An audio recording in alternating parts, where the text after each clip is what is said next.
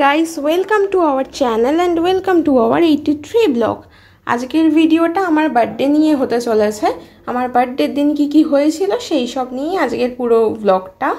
আজকের পুরো ভিডিওটা একদম লাস্ট অবধি দেখতে থাকো। আশা করছি তোমাদের আজকের ভিডিওটা দেখতে খুব ভালো লাগবে।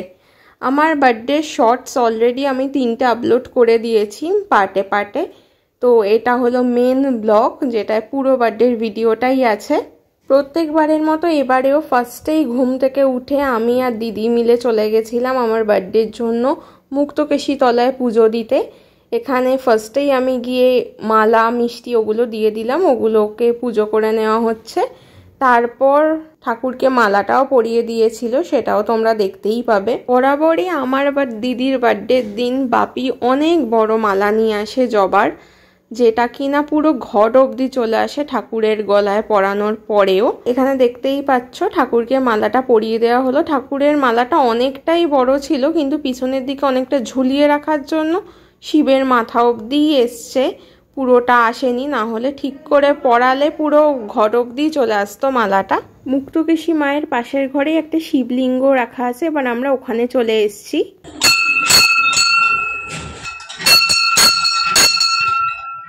এবার পুজো দিয়ে প্রণাম টোনাম করে গঙ্গা ঘাটে চলে এসেছি। প্রত্যেকবারেই আমরা এটাই করি, পুজো দেওয়ার পর একটু কিছুক্ষণ হলেও আমরা যতই দেরি হোক না কেন গঙ্গার ঘাটে আসি।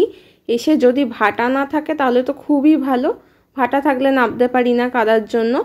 ভাটা না থাকলে আমরা গঙ্গার একদম ধারের দিকে সিঁড়িতে চলে যাই নিচের দিকে।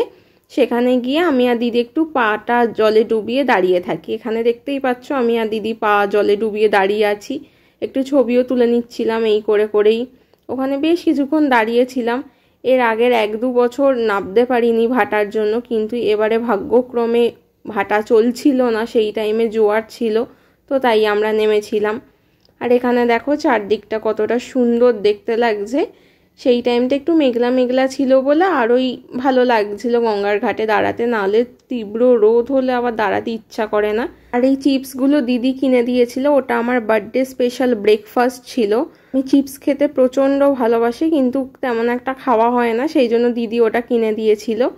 আর তারপরে আমি বাড়িতে এসে দেখছিলাম এখানে ইলিশ মাছের ঝাল সাজিয়ে রাখা ছিল, 7 রকমের ভাজা ভুজি, যেমন পাঁপড় ভাজা, পটল ভাজা, আলু ভাজা, বেগুন ভাজা, ঢেঁড়স ভাজা, উচ্ছে ভাজা, তারপরে এইখানে মাছের কালিয়া, পায়েস, ডাল, চাটনি, মাছের ডিমের বড়া, এগুলো সব রান্না হয়ে গেছিলো, তাই ওগুলোর একটু ক্লিপস নিয়ে নিচ্ছিলাম। এদিন এত কিছু আইটেম ছিল যে কিছু কিছু আইটেম তো আমার সাজানোই হয়নি। দই টইগুলো যেরকম আমার সাজানোই হয়নি, আমার খাওয়ার সামনে দেখতে পাবে না তোমরা, কিন্তু দই টইও ছিল। তারপর এখানে এসে দেখলাম কড়াতে মাংস কষছে, সেই জন্য ওটারও একটু ক্লিপসটা নিয়ে নিলাম। আর এখানে আমার বাপি ডিমের মালাইকারি মতো করেছিল, নিউ রেসিপি, আমরা কোনোদিনই খাইনি, বাপি ফার্স্ট টাইম বানিয়েছিল, তো সেই জন্য সেটারও একটু ক্লিপস নিয়ে নিয়েছিলাম।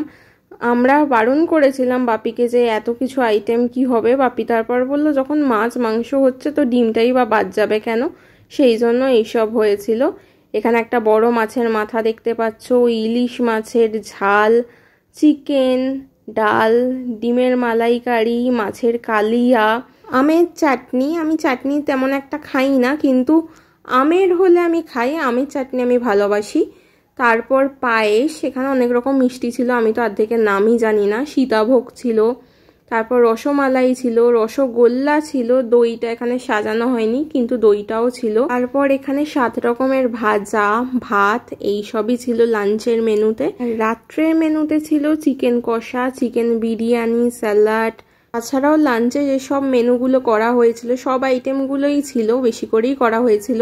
কেউ চাইলে সেগুলোও বিরিয়ানির সাথে নিতে পারে, কিন্তু ইলিশ মাছ বা এমনি মাছ বা ডাল এইসব তো আর কেউ বিরিয়ানির সাথে খাবে না, সেই জন্য ওই চিকেন কষা, স্যালাড, মিষ্টি, বিরিয়ানি এইসবই সবাই পেট ভরে খেয়েছে।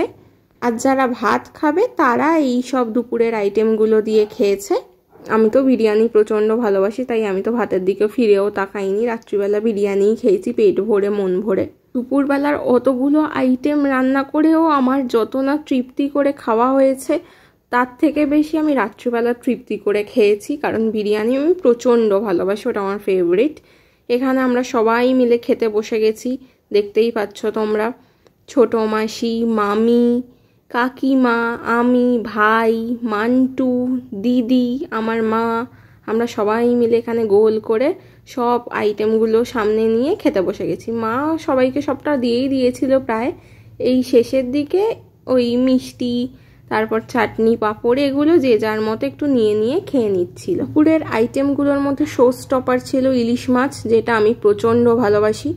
এবার এখানে বিরিয়ানির লেয়ারিং শুরু হয়ে গেছে, যেটা মাসি কাকিমা মিলে করছিল, আর দিদি এখানে ভিডিওটা করছিল। আর এই সময় আমি রেডি হচ্ছিলাম। এই ফার্স্ট টাইমের জন্য আমি আমার জন্মদিনে একটু সেজেছিলাম ভালো করে। অন্যবারে একটু টুকটাক সাজিয়ে একটু হয়তো আইলাইনার পরে নিই, লিপস্টিক পরে নিই, ব্যাস হয়ে যায়।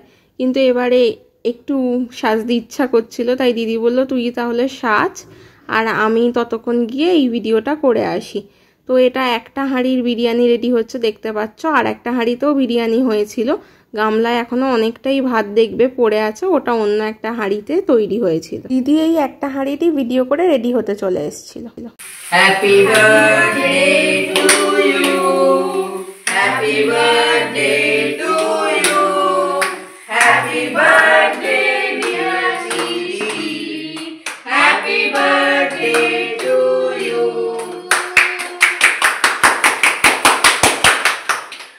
দেখতেই পেলে কেকটা কাটা হলো। কেকটা কাটার সময় অনেকেই ছিল না, কারণ মান্টুর সেদিন একটা ইনভিটেশন ছিল। মান্টু অনেকটাই রাত্রে এসেছিল, তার জন্য ওর জন্য একটু ওয়েট করে যাওয়া হয়েছিল। তো যারা যারা বাড়িতে ছিল সবাই আমার পাশেই দাঁড়িয়েছিল সেই টাইমে। একমাত্র অনিদা ভিডিওটা করছিল, সেই জন্য অনিদা ক্যামেরার পিছনে ছিল। আর কেকটা এর আগের বারের মতোই আমার দিদি এইবারেও কাস্টমাইজ করিয়েছিল। কতটা সুন্দর হয়েছে কেকটা সেটা তো তোমরা দেখতেই পেলে। আমার তো প্রচণ্ড পছন্দ হয়েছে, এরকম কাস্টমাইজ কেক আমার খুবই ভালো লাগে। আর আগের বারের মতোই এবারেও এই কেকটা আমার জন্য সারপ্রাইজ ছিল। আমাকে দিদি আগে থেকে কিছুই জানায়নি, ডিজাইন থেকে কালার সব কিছু ও নিজে চুজ করেছে। প্রতিবারই কেকটা এত সুন্দর দেখতে হয় যে আমার কেকটা কাটতেই ইচ্ছা করে না, মনে হয় সাজিয়ে রেখে দিই। কিন্তু আমাদের এই ছবি তোলা ভিডিও করার চক্করে কেকটা অনেকক্ষণ আগে ফ্রিজ থেকে বার করা হয়েছিল, যার জন্য একটু গলে গলেও যাচ্ছিল। তাই কোনো রকমের তাড়াহুড়ো করে সবার সাথে একটু ভিডিও করে তারপর কেকটা কেটেছিলাম। এই ভিডিওগুলো কেক কাটার আগে করা হয়েছিল, কিন্তু কেক কাটাটাই আমি আগে ভিডিওতে অ্যাড করেছি, তারপর কেক কাটা হয়েছিল। তো মামা সকাল থেকে আসেনি, সেই জন্য সন্ধেবেলা এসে আমার সাথে একটু দেখা করে গেছিলো। কেক কাটার আগেই মামা বাড়ি চলে গেছিলো। মাসিও কেক কাটার সময় বাড়িতে ছিল না, তার আগেই বেরিয়ে গেছিল। তো কেক কাটার আগে একটু ভিডিও করে গেছিলো আমার সাথে, সেই জন্য এখানে ছোটো মাসি মেসোর সাথেও একটু ভিডিও করে নিলাম, ছবি তুলে নিলাম। কাকিমা ছিল ওই টাইমে, কাকিমার সাথেও একটু ছবি ভিডিও তুলে নিচ্ছিলাম। সেই টাইমে কাকা বা মান্টু কেউই ছিল না, সেই জন্য ওদের সাথে তোলা হয়নি। পরে মান্টু যখন এসেছিলো তখন মান্টুর সাথে ছবি ভিডিও তুলেছিলাম। এখানে আমার ভাইয়ের সাথেও একটু ছবি ভিডিও তুলে নিলাম। এখানে ফার্স্টে আমি আগে ডিনারের ক্লিপসটাই অ্যাড করে দিলাম। এই যে ডিনারে আমার বিরিয়ানি, চিকেন কষা, স্যালাড ছিল, আর কোনো মিষ্টি খাইনি। সকালে এত দেরি হয়ে গেছিলো খেতে, মানে দুপুরে, সেই জন্য আর রাত্রে হেভি কিছু খেলাম না। তারপর আমি নিজেও একটু ছবি ভিডিও তুলে নিচ্ছিলাম। আমাকে দিদি, ভাই, অনিদা এরা তিনজন মিলে প্রচুর ভালো ছবি তুলে দিয়েছে সেদিন। অনেক ভালো ছবি উঠেছে, বিশেষ করে দিদি আর অনিদা মিলে। আমার ভাইকে অনেকবার বলার পর একটু তুলছিল ওর মুড হলে। Thanks for watching, like, share, subscribe করতে ভুলো না।